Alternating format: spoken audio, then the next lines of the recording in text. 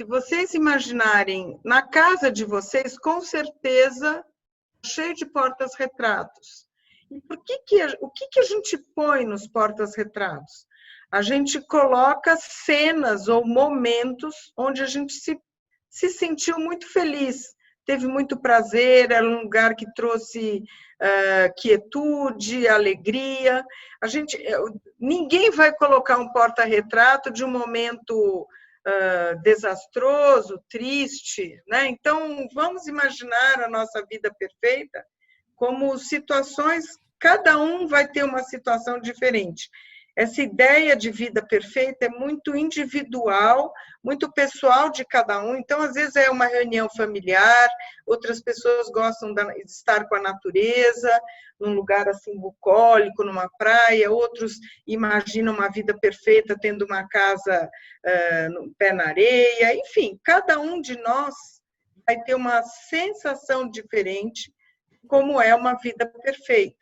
Outros relacionamentos amorosos, ou uma vida profissional de sucesso, ou amizades, ou uma casa gostosa, com um cantinho gostoso para receber pessoas.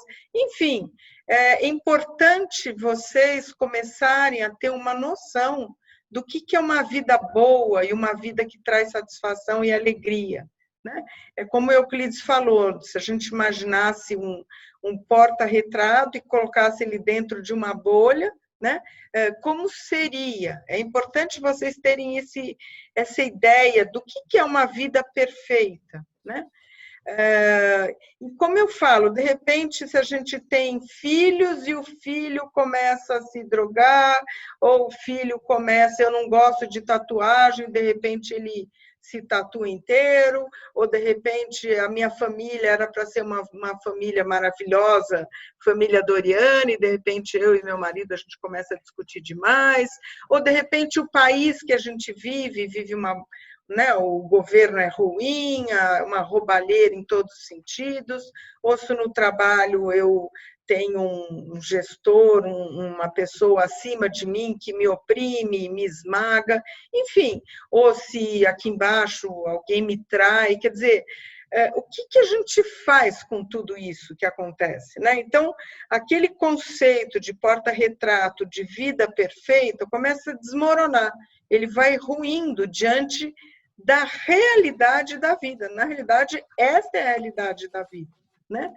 Um dos grandes conflitos que a gente vive, que a gente começa a experimentar, é que intelectualmente a gente acha que existe vida perfeita, ou se a gente não tem muito claro na consciência esse conceito, mas a gente tem uma sensação emocional de que a vida é perfeita, é todo mundo sorrindo, uma casa gostosa, em ordem, os filhos sorrindo, enfim, né? Ou um trabalho que seja de sucesso e todo mundo convivendo bem, né?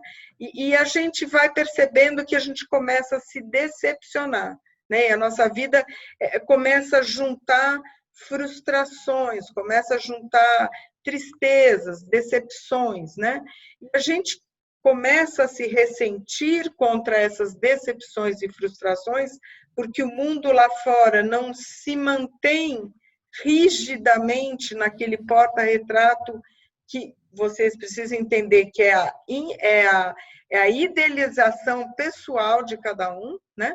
Então, a gente começa a perceber, tem que ter consciência do quanto a gente começa a forçar e exigir para que o mundo lá fora se encaixe, se adeque ao meu porta-retrato, né? Então, muitas vezes o sofrimento que a gente tem quando algo começa a sair do meu porta-retrato, aqui eu só estou usando essa figuração, mas isso é o que acontece realmente. Se de repente eu tenho um filho rebelde, se de repente o ambiente de trabalho eu tenho um gestor meio hostil, quer dizer, a gente começa a se ressentir e a gente vai tentar fazer com que tudo volte ao meu sonho de consumo, né?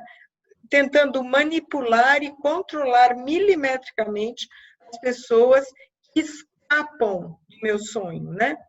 E daí, se a vida realmente for imperfeita, e se a vida for simplesmente real, né? e imperfeita. Daí a gente começa a não desfrutar, a nossa felicidade começa a despencar.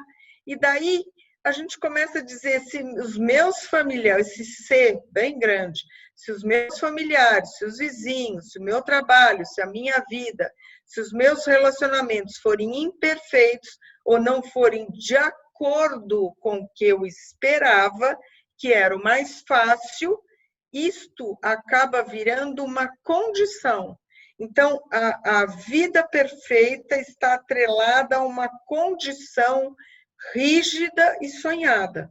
E não só rígida do meu ponto de vista, mas eu também, sem ter consciência, eu aprisiono as pessoas para que elas fiquem dentro do meu sonho, senão talvez eu não consiga ser feliz, né? E a gente começa a se ressentir, porque lá fora as pessoas saem do que eu imagino para elas. Negam. Isso, gente, emocionalmente é completamente diferente de talvez intelectualmente a gente fala, isso não é verdade. Mas emocionalmente, sim. Qualquer pessoa que saia do que eu imagino ou do que eu sonho, eu começo a me ressentir. E neste meu ressentimento, eu começo a fazer uma força contrária para tentar colocar a pessoa de volta naquele meu sonho de consumo, né? Os pais fazem muito isso, né? Hierarquicamente, os pais querem que os filhos entrem na linha, ou sejam de acordo com os sonhos deles. E muitas vezes os filhos se rebelam e são o oposto do que a gente imagina. Isso causa muito sofrimento. Então, esse é um dos grandes conflitos e confusões que acabam atuando dentro e desgastando os relacionamentos, né? Experiência emocional, a gente sabe que não existe pessoas, nem eu, e nem situações perfeitas. Mesmo que eu idealize emocionalmente, há um gap, há uma distância enorme entre o meu sonho idealizado e a realidade. Eu sei conceitualmente, intelectualmente, eu sei que isso não é possível, mas o meu campo emocional tem essa exigência, passa a ser uma exigência de uma perfeição desejada. E o pior, e comecem a imaginar, isso eu estou trazendo, né, conceitos para vocês, reflexões, imagina que uma família de 5 pessoas, 4 pessoas, cada um, vocês concordam comigo, cada um vai ter um sonho para si próprio e um sonho com relação a essa família, por exemplo, né? Então, cada um vai ter um sonho diferente, um desejo diferente. E aí já começam os atritos, né? Então, a capacidade de sentir alegria para nós que estamos nesse conflito emocional vai depender, né, de uma forma muito obstinada, porque tem que ser do meu jeito, e de uma forma muito imatura, vai ter que ser do meu jeito, senão não consigo ser feliz. Eu não consigo conceber uma possibilidade de felicidade, de uma vida boa, se não for conforme a minha idealização. Então, isso é uma coisa que traz muito sofrimento, né?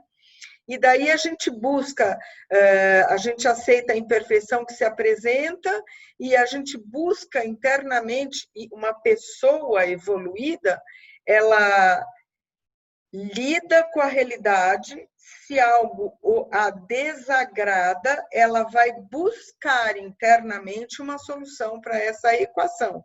E não tentar, como a gente faz de uma forma muito imatura e até cruel, porque é como se a gente quisesse que o outro estivesse a nosso serviço. Eles não tivessem, é como se eu retirasse a liberdade do outro e ele tem que jogar o meu jogo, né? Então, a proposta do Petrarch é trazer essa reflexão para todo mundo e essa última frase é importante. Embora possa parecer estranho, né? Quanto mais a gente aceita a imperfeição, na realidade, a imperfeição é a realidade, e mais nós aprendemos a lidar com a imperfeição, ou não mais com os meus sonhos rígidos, mais alegria eu terei e mais independência eu terei e darei independência e liberdade para os outros. Isso é importante vocês compreenderem.